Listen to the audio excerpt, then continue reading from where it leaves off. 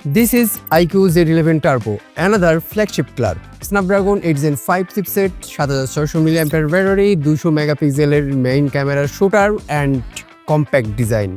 So, আর কি চাই? Performance.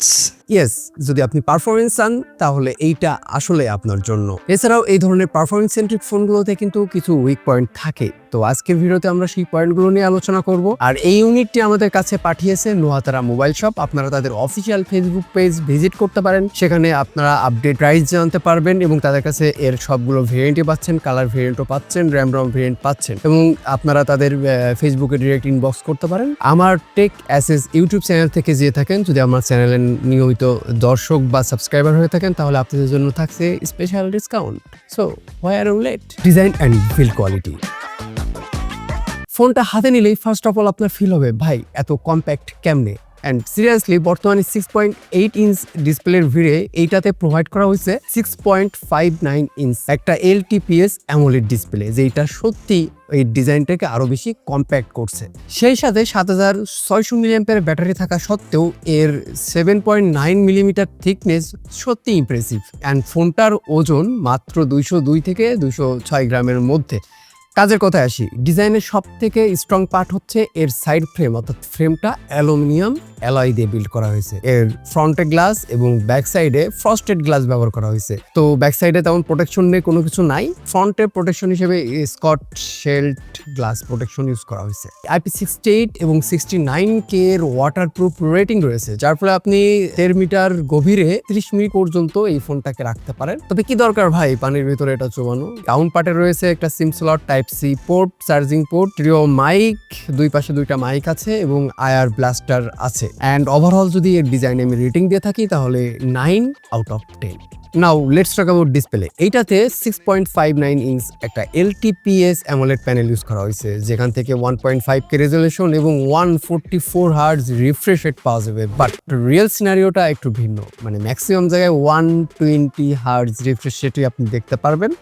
And কিছু ক্ষেত্রে কিছু নির্দিষ্ট অ্যাপ আছে যেখানে 144 সাপোর্ট করলেও করতে পারে, বাট সেগুলো আসলে অতটা ইম্পর্টেন্ট না। এইসব বাদ দেন 120 hertz refresh rate is more than enough. এখান থেকে আপনারা বাটার স্মুথ একটা ইউজার এক্সপিরিয়েন্স পাবেন। স্ক্রোলিং যথেষ্ট স্মুথ ছিল, কোনো স্ট্যাটার বা ল্যাগ ইস্যু নাই। Touch response more accurate and aggressive. এই ডিসপ্লেটিতে 466 PPI পাওয়া যাবে এবং ম্যাক্স ব্রাইটনেস পাওয়া যাবে, মানে পিক ব্রাইটনেস পাওয়া যাবে 5500 নিটস পর্যন্ত। That's quite enough. তবে অটো মোডে আপনারা 2000 নিটস ব্রাইটনেস পাবেন, যেটা কিন্তু ইনডোর বা আউটডোরে ভালো ভিজিবিলিটি দিচ্ছিল।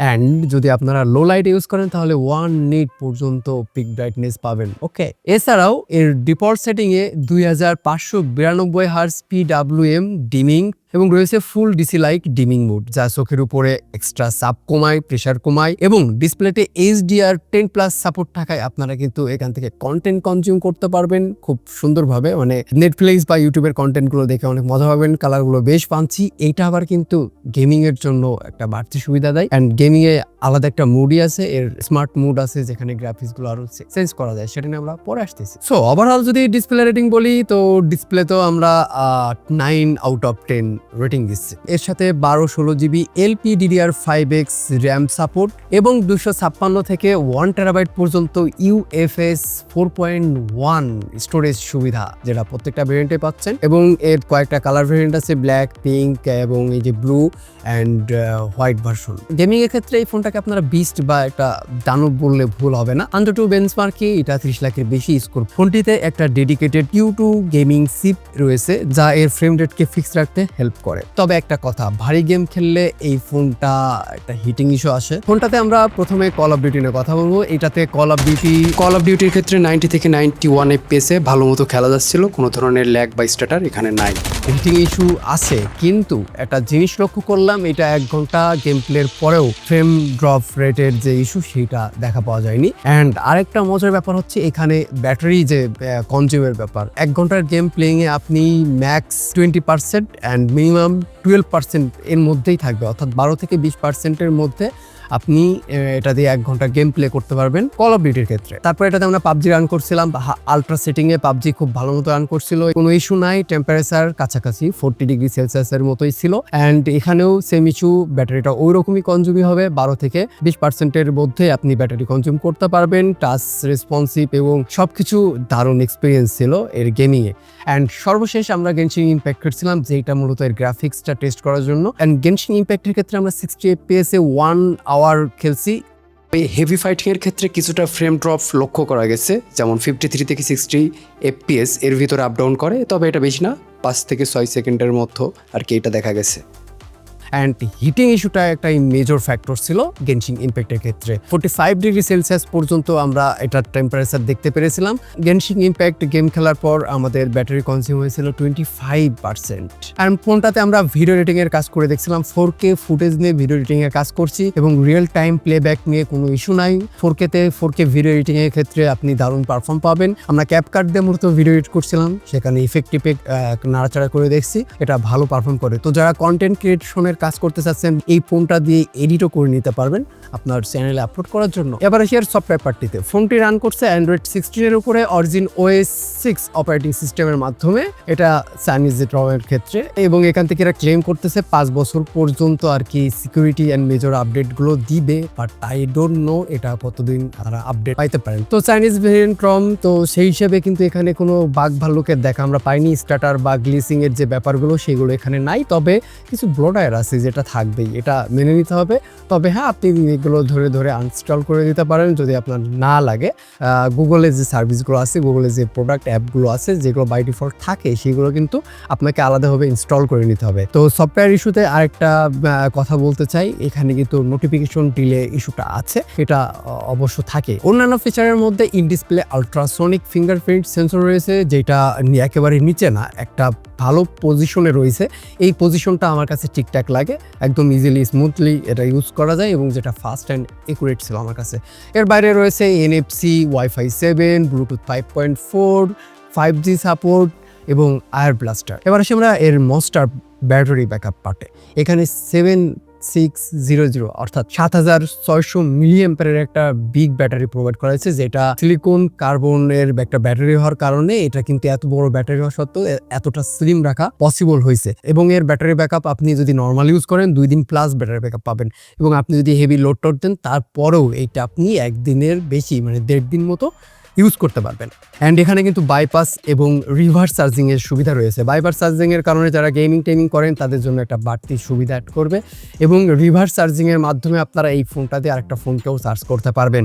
তো এটা মিনি পাওয়ার ব্যাংক বলতে পারেন। এর বক্স কন্টেন্টে আমরা দেখছি 100 ওয়াটের একটা ফাস্ট চার্জার ছিল এবং এটা টাইপ সি কেবল ছিল। তো 100 ওয়াটের চার্জার দিয়ে এটাকে দারুণভাবে চার্জ করতে পারবেন, খুব দ্রুত চার্জ হয়। এবং এখানে 2টা মুড রয়েছে, একটা ফাস্ট চার্জ আর একটা সুপার ফাস্ট চার্জ। তো সুপার ফাস্ট চার্জিং এ তেমন একটা ইস্যু এখানে আমরা পাইনি, ঠিকঠাক মতো কাজ করছিল। নাও এর সেকেন্ডারি অপশন ক্যামেরা পারফরমেন্স আসা যাক। এখানে আমরা মেইন ক্যামেরা শুটার হিসেবে 200 মেগাপিক্সেলের একটা সেন্সর দেখছি, যেটা স্যামসাং এর একটা লেন্স ইউজ করা হয়েছে, এবং আলট্রা ওয়াইডের ক্ষেত্রে 8 মেগাপিক্সেলের একটা সেন্সর রয়েছে, যেটা আসলে দিতে হয় একটা আলট্রা ক্যামেরা, তাই দিয়ে রাখছে। এবং এর ফ্রন্ট ফেসিং ক্যামেরাতে 32 মেগাপিক্সেলের একটা front facing camera sensor use করা হয়েছে। মেইন ক্যামেরাতে ওয়াইএস স্টেবিলাইজেশন কারণে আপনারা কিন্তু দারুণ ছবি তুলতে পারবেন, নাইট মুডেও ভালো ছবি আসে। অ্যান্ড ছবি নিয়ে ডিটেল কথা বলা যাক, তো মেইন ক্যামেরাতে 200 মেগাপিক্সেলে আপনারা যদি ছবি তোলেন তাহলে ভালো ডিটেল পাবেন, স্পেশালি ডে লাইটের ছবিগুলো নিয়ে নো কমপ্লেইন। আলট্রা ওয়াইডের ডিটেল নিয়ে কোনো কথা হবে না, এখানে ডিটেল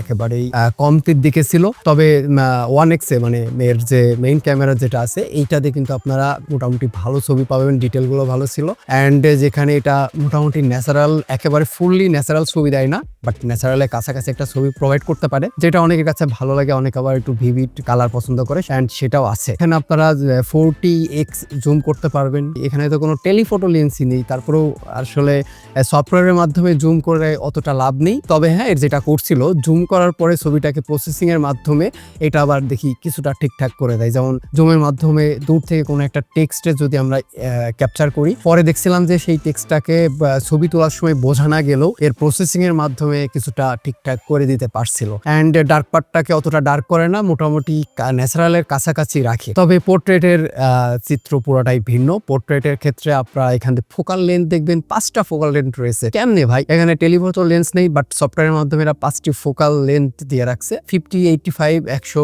সবগুলোতে ভালো ছবি তোলা যাচ্ছিল, বাট 50 এবং 50 এনাফ। 85 কাজ চালানো যায়। এবং যদি আপনি বেশি ব্লারনেস ছবি চান তাহলে কিন্তু এখানে অ্যাপারচার কন্ট্রোল করতে পারবে। তবে 1.4 এ রেখে ছবিগুলো ব্লার করলে মোটামুটি হেভি লাগে, ডিএসএলআর ফিল পাওয়া যায়। তবে এজ ডিটেকশনে কিন্তু এটা প্যারা খাবেন। এজ ডিটেকশন গুলো হয় না যে কিছু সফটওয়্যারের মাধ্যমে যখন আমরা ব্লার ক্লার করতাম ওই রকম একটা ফিল দিচ্ছিল। তবে আপনারা যদি 2.8 অ্যাপারচারে ইমেজগুলো ক্যাপচার করেন সেক্ষেত্রে কিছুটা ন্যাচারাল লাগছিল। তারপরেও আমি বলবো এটার এজ ডিটেকশনে কিছুটা ঝামেলা আছে, কারণ এটা ভালো মতো খেয়াল করা যায় যদি আপনি 1.4 অ্যাপারচারে পিকচারগুলো নিয়ে থাকেন, তখন আপনারা এর মানে এজ ডিটেকশন নিয়ে একটু প্যারা খাবেন। এবং আরেকটা বড় প্রবলেম হচ্ছে পোর্ট্রেটের ক্ষেত্রে আপনার যে ড্রেস কালার টালার এইগুলো দেখে কিছুটা চেঞ্জ করে ফেলছিল, কারণ ওয়াশড আউটের মতো মানে কালারটাকে পাঞ্চি করতে পারছিল না। তবে কিছু ক্ষেত্রে একটু বেশি আটা ময়দা মাখায়া দিতেছিল। নাইটের ছবিগুলো বেশ কালারফুল করছিল, খুব বেশি একটা নয়েজ আসছিল না ছবিতে, এবং কালার পাঞ্চি টাইপের লাগছিল। তো নাইট মুডে ভালো পারফর্ম করছে এটা। এবার আসি এর সেলফি ক্যামেরা মোটামুটি কাজ চালানো যায়। এটা 32 মেগাপিক্সেলের সেন্সর দিয়ে যেরকমটা আশা করেন ওরকমটা পাবেন আর কি। তো সেলফি ক্যামেরাগুলো আপনি দেখতে পাচ্ছেন, বাকিটা আপনারা একটু কাইন্ডলি ছবিগুলো দেখে অ্যানালাইজ করবেন। ছবিগুলো সবই র আছে, কোনো প্রকার এডিট নাই। এবার আসি ভিডিও পার্টটাতে। ভিডিওতে আপনারা আলট্রা স্লো মোডে ভিডিও করতে পারবেন, এবং রয়েছে 4K তে 60 FPS এবং 30 FPS এ শুট করার মতো সুবিধা। অ্যান্ড আপনারা স্লো মোডে 240 FPS এ শুট করতে পারবেন, বাট 1080-তে। অসুবিধাগুলো কি বা ঘাটতির দিকগুলো আসলে এটা কোন সাইডগুলো আছে? প্রথমত ক্যামেরার দিকে এটাতে টেলিফোটো লেন্স না, এটার বর্তমানে 50,000 টাকার আশেপাশের প্রাইস। এই প্রাইস রেঞ্জে টেলিফোটোটা এক্সপেক্ট করাটা স্বাভাবিক কিছু না। যদিও গেমিং পারফরমেন্স সেন্ট্রিক ফোন, তো তারপরেও এখানে মানে টেলিফোটো লেন্সটা ডিজার্ভ করে। অ্যান্ড আলট্রা ওয়াইডে 8 মেগাপিক্সেলের জায়গায় মানে এটা একটু বাড়তি করতে পারলে আই থিঙ্ক বেটার হইতো। সেকেন্ড অপশন, এখানে যেহেতু চাইনিজ রম নোটিফিকেশন ডিলের ইস্যু থাকবে, এটা আসলে আমি অসুবিধার দিকে বলবো না যদি আপনি চাইনিজ রম কিনে থাকেন। মানে আপনি যদি চাইনিজ রম ইউজের ক্ষেত্রে এক্সপার্ট থাকেন তাহলে এটা আপনার কাছে ইস্যু না, বাট আপনি যদি চাইনিজ ভেরিয়েন্টের এই ফোনগুলো ইউজ না করে থাকেন, অভ্যস্ত না, তাহলে আপনাকে এটা স্কিপ করা উচিত। ভারী গেমের ক্ষেত্রে ম্যাক্স 48 ডিগ্রি সেলসিয়াস পর্যন্ত কিন্তু এটা হিট জেনারেট করতে পারে। বাকিটা ডিপেন্ড করছে আপনি কোন এনভায়রনমেন্টে আপনি গেমিং করতেছেন। আপনার এনভায়রনমেন্টটা যদি মোটামুটি ঠান্ডা বা কুল থাকে সেক্ষেত্রে হিটিং ইস্যুটা একটু কম হবে, বাট আপনি যদি নর্মাল বা হাই ওয়ার্ম একটা এনভায়রনমেন্টে গেম করেন তখন কিন্তু এটা 48 ডিগ্রি সেলসিয়াস পর্যন্ত টেম্পারেচার জেনারেট করতে পারে। অ্যান্ড ফাইনাল ভার্ডিক্টের আসি, এই ফোনটা বর্তমানে এই প্রাইস রেঞ্জে যে স্পেকগুলো অফার করছে সেটা মোটামুটি অন্য ফোনগুলোকে কম্পিট করতে পারবে। এটা যদি 45,000 টাকা প্রাইস রেঞ্জের মধ্যে হইতো আমি ভাই বলতাম চোখ বন্ধ করে এটা নিয়ে নেন, বাট এটা যখন 50,000 টাকা দিয়ে আপনাকে চুজ করতে হচ্ছে তখন আপনাকে কিছুটা বিকল্প দেখতে হতে পারে। বাট ওভারঅল যদি আপনি ভাবেন যে না আপনার ডিজাইন, গেমিং, তারপরে হচ্ছে ভিডিও এডিটিং এর মতো যে হেভি টাস্ক মানে ক্রিয়েটিভ কাজ এবং গেমিং বোধ করতে পারছেন এই ফোনটা দিয়ে।